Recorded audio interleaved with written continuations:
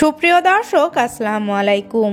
Share করছি মচমচে রসালো রেশমি জিলাপি। দোকানের মতন একদম পারফেক্ট রেশমি জিলাপি বাসায় তৈরি করতে পারবেন আজকের রেসিপি ফলো করে। সম্পূর্ণ রেসিপি জুড়েই থাকছে কিছু টিপস অ্যান্ড ট্রিক্স, যেগুলো ফলো করলে রেশমি জিলাপিটা একদম পারফেক্ট হবে। তাই সম্পূর্ণ রেসিপিটা দেখার জন্য অনুরোধ রইল। জিলাপি তৈরি করার জন্য প্রথমেই শিরাটাকে রেডি করব। এজন্য নিয়ে নিচ্ছি 1.5 কাপ পরিমাণে চিনি, আর দিয়ে দিচ্ছি 1 কাপ পরিমাণে পানি। দুটো সাদা এলাচ দিয়ে দিব, এতে করে জিলাপিতে খুবই সুন্দর একটা স্মেল আসবে। এখন সব কিছু একসাথে নেড়েচেড়ে মিশিয়ে নিয়ে একটা বলক তুলে নিচ্ছি। দেখুন চিনির শিরাতে বলক চলে এসেছে। এখন এখানে 2 টুকরো লেবুর রস দিয়ে দিচ্ছি। অবশ্যই এখানে লেবুর রসটা ইউজ করতে হবে, এতে করে চিনির শিরাটা আর ঠান্ডা হওয়ার পরে জমে যাবে না। এবারে এখানে দিয়ে দিচ্ছি সামান্য অল্প একটু অরেঞ্জ ফুড কালার। আপনারা চাইলে কিন্তু এখানে ইয়েলো ফুড কালারটা কিংবা যদি চান জর্দার কালারও ইউজ করতে পারেন। আবার যদি না চান তাহলে কালার ছাড়াও কিন্তু তৈরি করতে পারবেন। 1 টেবিল চামচ পরিমাণে ঘি দিয়ে দিচ্ছি। ঘিটা ইউজ করলে মনে হবে যে আমরা জিলাপিটা ঘিয়ে ভেজে নিয়েছি আর খুবই সুন্দর একটা ফ্লেভার আসবে। এজন্য এখানে ঘিটা দেওয়ার জন্য চেষ্টা করবেন। 2 মিনিট মতো জাল করে নিয়েছি। এবারে চুলাটাকে বন্ধ করে দিচ্ছি। এবারে চলে আসলাম জিলাপির ব্যাটারটা রেডি করার জন্য। প্রথমেই 1 কাপ পরিমাণে ময়দা নিয়ে নিচ্ছি। আজ আমি জিলাপিটা ময়দা দিয়ে তৈরি করব। এবারে এখানে দিয়ে দিচ্ছি 1 চা চামচ পরিমাণে বেকিং সোডা।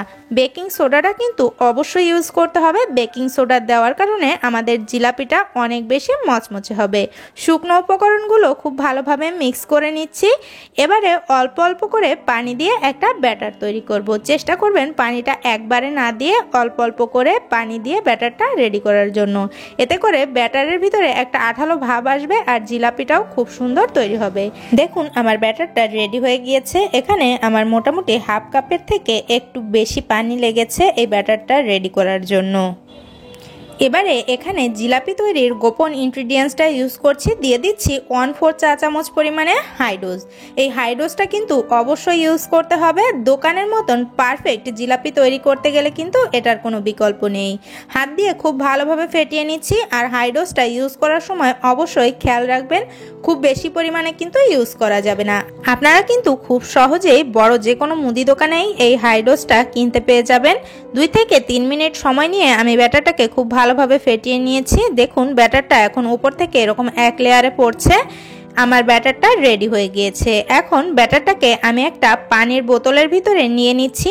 আজ আমি এই জিলাপিটা একটা পানির বোতল দিয়ে তৈরি করব। এজন্য আমি এখানে পানির বোতলের মুখটা একটুখানি ছিদ্র করে নিয়েছি। দেখুন যেহেতু আমি রেশমি জিলাপি তৈরি করব তাই ছিদ্রটা কিন্তু খুব বড় করিনি।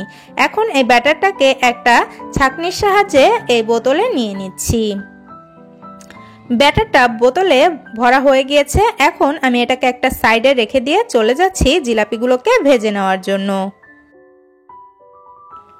চলে আসলাম জিলাপিগুলোকে ভেজে নেওয়ার জন্য। দেখুন এখন একে একে আমি জিলাপিগুলো দিয়ে দিচ্ছি।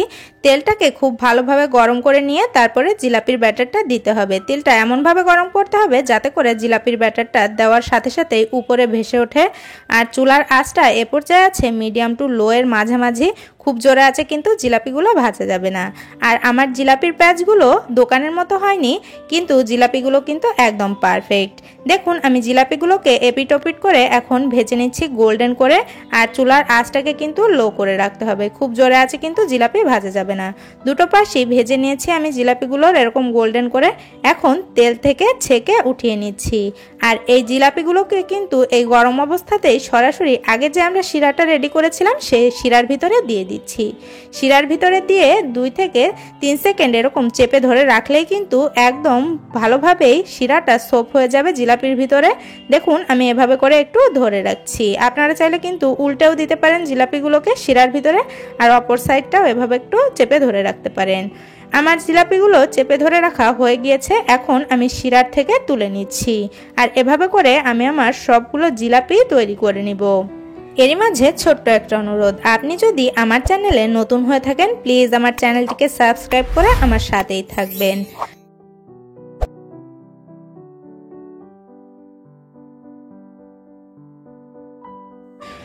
সবগুলো জিলাপি রেডি করে নিয়ে চলে আসলাম আপনাদের সাথে শেয়ার করতে যে আমার জিলাপিগুলো কেমন হলো। দেখুন আমি উপর থেকে কিছুটা সাদা তিল দিয়ে দিচ্ছি, এতে করে কিন্তু খেতেও ভালো লাগবে। আবার দেখবেন অনেক সময় দোকানেও কিন্তু এরকম তিল দিয়ে পরিবেশন করা হয়, খেয়ে দেখবেন এভাবে করে ভালো লাগে কিন্তু। এখন আপনাদেরকে আমি একটা জিলাপি ভেঙে দেখাচ্ছি যে আমার জিলাপিটা কতটা পারফেক্ট হয়েছে। দেখুন একটা চাপেই কিন্তু জিলাপিগুলো ভেঙে একদম গুঁড়ি গুঁড়ি হয়ে গেল, আর হাতের ভিতরেও কিন্তু অনেকটা রস লেগে গিয়েছে। দেখুন জিলাপি চাপ দিলেই কিন্তু এভাবে শিরাটা বেরিয়ে আসছে। আশা করছি আপনারা দেখেই বুঝতে পারছেন। রেসিপি ভালো লাগলে প্লিজ লাইক কমেন্ট শেয়ার করতে ভুলবেন না। সবাই ভালো থাকবেন। আল্লাহ হাফেজ।